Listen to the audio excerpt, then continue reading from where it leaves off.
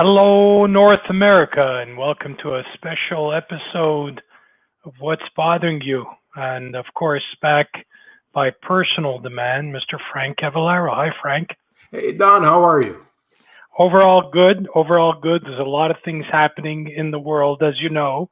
Yeah, It's not all bad. There's some good stuff, and I'm excited.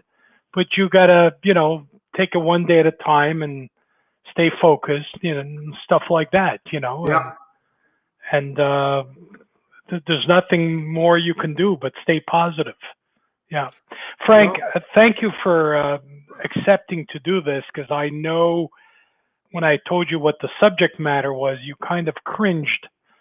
Um, but we're gonna just allow me to speak my mind because I wanted a new politician like you because you are nonetheless new in politics. And yes, I I am. think you talking about that. And before I give you the word to tell us more, I think you're going to be a very good politician because I've known you now since 1999, and I know for a fact that you, like I, tell it as it is, no bullshit. Um, you genuinely care for people. I know that for a fact. I'm only hoping that you're not going to be poisoned in the world of politicians because most of them, unfortunately, despite their best intentions, go astray because there's powers that be, underground powers that be, that tell prime ministers and politicians what to do and when to do it, or else. And this is not a conspiracy theory, it's politics 101.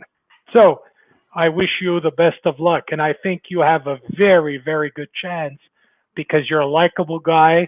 You bring some new ideas to the table. And, when you sit back and take it for granted, like in your writing, you can't do that nowadays. People want answers. They want answers fast. You gotta give them what they're looking for, or else they will take the time and they will vote against a person who's not doing their job. I So agree. I agree. You have to go out and meet people, which I've done already. I mean, I was yeah, in Côte St. Luc, Hampstead, TMR, Côte des Neiges, and even Snowdon. Covered all my riding. If you don't know, I'll be running for the Conservative Party of Canada in TMR, which includes Hampstead, Côte St. Luc, hmm parts of Côte des Neiges, Snowdon, that area. So I've been out there. I mean, the weather's been cooperating. The restrictions have been lifted in some areas. So I'm going out there meeting people. You're right, Don. You have to listen to people and see what they need. I mean, I met people. I asked what they need in the riding, and that's how you get to know them. They get to trust you. And you know me, Don. I'm going to say it like it is. If there's something I right, can right. But agree I with need the to ask you party. this: what percentage of your writing are minority groups before we hit the mainstream subject matter? Do you have an idea? An idea? I don't want to give out numbers, but I would say at least 30-40% of that area, if not more. So that's at And least and you 30 know forty what? percent Because we are sons of immigrants, these people will acknowledge that. They'll know that you know what they mean, what they want, what they're talking about, that you are sensitive to their cause, which is called being a minority group in Canada. So Hmm. this is where I think you'll be able to do extremely well in your writing. But now, with your blessing and permission, can we sway away from that? Because this here episode, which I promised you would not last more than 30 minutes, is called We the First People. And I've got to share something with you. Again, thank you for wanting to listen to me. Fair enough. Hmm. Frank, with this mishap, where they found 215 graves or remains of indigenous people, it got to me like it did to most of the world. It's really, really sad when you see those innocent faces, X amount of years ago, and to do what they did, it's got to stop. It really, really has to stop. Somebody has to put their feet down and convince governments to get tougher on this type of atrocities, and say enough is enough. We got to help, and it's not because it's the First Nations people. It could be anybody. But now today, I do want to talk about the First Nations people. I have a Hmm. confession to make. I've always, since I was a little boy, I've always admired First Nations people. We ignorantly, because of Hollywood, we used to call them Indians. But then my friends from India got offended. He says, "No, no, no, they're not Indians. We are Indians," But anyways, I'm trying to be funny at the same time. But the fact is, they are the First Nations people. According to my knowledge of history, they were here, and the early settlers, circa 400 or somewhat years ago, came there, and with gun power, Gun power, convinced them to give them their pelts and furs and what have you. They had no choices. And once in a while, they'd fight it out. And where did you want to go with a bow and arrow and an axe compared to a bullet where they shoot you 100 feet away in those days? And today it's 2,000 feet away. You know what I'm saying? Yeah. So the fact is, somebody has to listen to these people. But because these thugs of yesteryears, I'm talking about the early French and English settlers from Europe, were thugs. Let's not deny that. They were thugs taken from their prisons and said, you have two choices. It's either the guillotine or you go to New France, New England, to seek out new lands for the kings of those days. And of course, the guys would say, yeah, why not? You Hmm. know, and these thugs would go out, and they'd even send along some prostitutes at the same time, to keep them company and start families and what have you. Anyways, enough said on that. But the fact is, these guys, the First Nations people, were introduced uh, alcohol. Were introduced alcohol. And that poses a very serious problem. Now, I want to make a disclaimer. These are my opinions and not those belonging to you and not those belonging to what's bothering you. These are my own personal opinions. So if anybody gets pissed off out there, be a man or a woman, give me a call and let's discuss it without hiding behind a computer trying to act tough, because it doesn't work with me, because I'm from the Neapolitan clan where Frank Cavallaro comes from, and we don't take threats very lightly, do we, Frank? Okay, enough said. So what happens is, what I'm saying is that I love the First Nations people. I have a few friends that are First Nations people. They have a beautiful culture. I love their folkloric, uh, you know, festivities. I love their people, their family ties. They're very religious people, believe it or not. A lot of them being Catholic, believe it or not. And there's only one problem that I have, is that these groups need somehow help, maybe from the outside, maybe, and I'm not trying to insult any chiefs within the tribes, okay? But all the money that Canada's given them over the years, where does this money go? Because my friends, unfortunately, never have enough to get proper education, never have enough to get educated to stay away from illicit drugs, alcohol, cigarettes, which they invented, of course, smoking they invented. But the fact is, if they could learn how to better themselves and stay away from these illicit substance, they would go a lot further. And you need some sort of encouragement from educational programs. And this is where, if any chief out there is listening to me, please have a heart. Yeah, you're a chief. You deserve to make extra money, and but not keep all of the money and not give it to your people who are in need and having to face atrocities where you hear all kinds of stories. And by the way, their lifespan seems to me to be 10 years less than the rest of North American people, like, the average lifespan is 80, 82, and their average lifespan is 70, type of thing.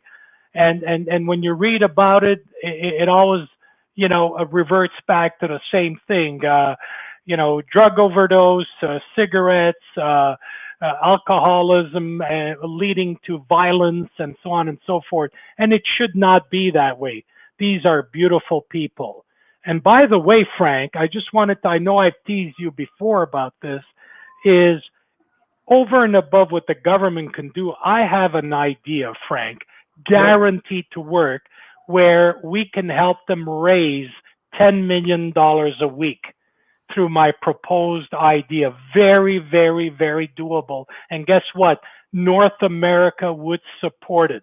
Guaranteed. And it's doable. But I don't want to share the details right here on air. I'd want people to contact myself or with you present. And because I know that if you win the elections, I believe it's in the autumn. Is that correct? We still don't know for sure, Don. It could be late September, early October. Yeah, I think it'll be in the autumn. In the autumn, based on rumors, I know that you're going to make a great, great representative of the Conservative Party. And I'm not just saying this because when you told me this 6 months ago, I was really happy for you. And you know me, I stay away from politics. No one ever knows my true colors because I never get involved in politics or religion. But Okay. this thing about the Indigenous people, my heart goes out to them. Yeah. Somebody needs to do something more than just give them money. We really need to help these people, and so that the next generations will surpass everyone's expectations. Do you follow what I'm saying? I mean, look at one of my favorite stars. Correct me if I'm wrong.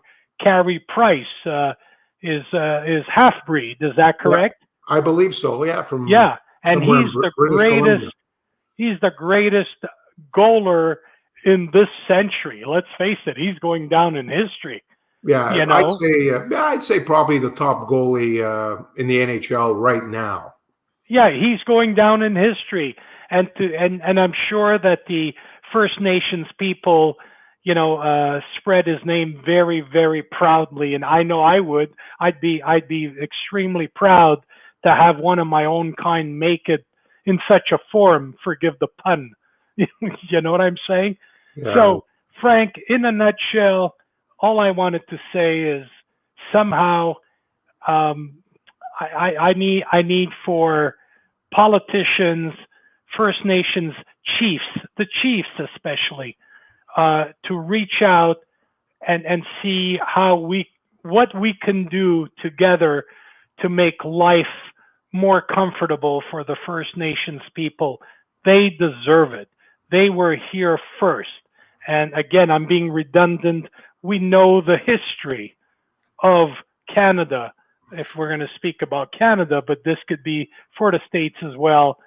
They were forced to give away their land and certain things, and they were somewhat tricked into it by false gifts, if you know what I'm saying. They were promised false gifts, and that to me is misrepresentation. That to me is unethical. That to me should not be. So this is why I wanted to share this video, and I wanted you simply to listen, because I know of your position, there's not much you can do right now unless, they vote for you and you get elected. Then yes, you'll have that much more power to help we the people. I agree. I mean, I agree. I think something has to be done. It's a shame that this is happening, and it has happened, especially, Don, in our country. Canada's always been known as a fantastic country, the way we do things here. And for this, it's a shame. It's awful what's happened by finding the remains in Kamloops, and now they're scouring other sites, other schools. It's just a shame. Canada has always been looked up, and now this is it's a stain. It's close your eyes, go back. I don't know, what was it? 100 years ago? Was it 100 years ago, Frank, that this happened? Yeah, I think so. About 100 years ago. Now go back being a parent, a First Nations parent, and learning, and not on the same minute, because they didn't have the internet or telephones in those days, from what I remember, and learning that your son or daughter is gone. Never came home. I mean, close your eyes for 1 second. We're all fathers. And I would still today, old as I am, I would kill for my children. I wouldn't do it for anybody else, but I would kill for my children. So how could you not get emotional? How can you not feel for these people? And these people, unfortunately, they're always discarded as, well, I've heard all kinds of rumors. They've gotten enough money. They're on their reserve. Fuck it. Let me call it as it is. You need to do more than that. I mean, would you do something like that to your dog or cat? You'd probably be jailed for 10 years if you hurt a cat or a dog. These people are not dogs. They're not animals. These are human beings like you and I, no greater, no lesser. Yeah. Do you understand? And something has to be done. All right? I agree. I think, you know what? All right. Things have to be looked at now. They have to look at everything, and not just this government, previous governments in the past. I think things, Don, you're right, things will change. They have to. There's no choice. This cannot happen again. Frank, I lied to you. I said I would take half an hour. I only took 15 minutes thereabouts. Yep. So unless you have anything further to add, I'm going to make you happy for once and call it a video. And then we'll see what happens if people partake in our opinions. Yeah. Once again, folks. It'd be nice to see what people think. I mean, leave your comment with Don, and if you have suggestions that can help the situation, get in touch with Don or myself. And it's unfortunate that we're discussing, this sad story. I mean, I wish we could talk about happier things, Don, but this is the situation right now in Canada. Frank, as I told you behind closed doors, I mean, I stay away from politics, but I'd like to see a buddy of mine, you, Frank, of all people, really win.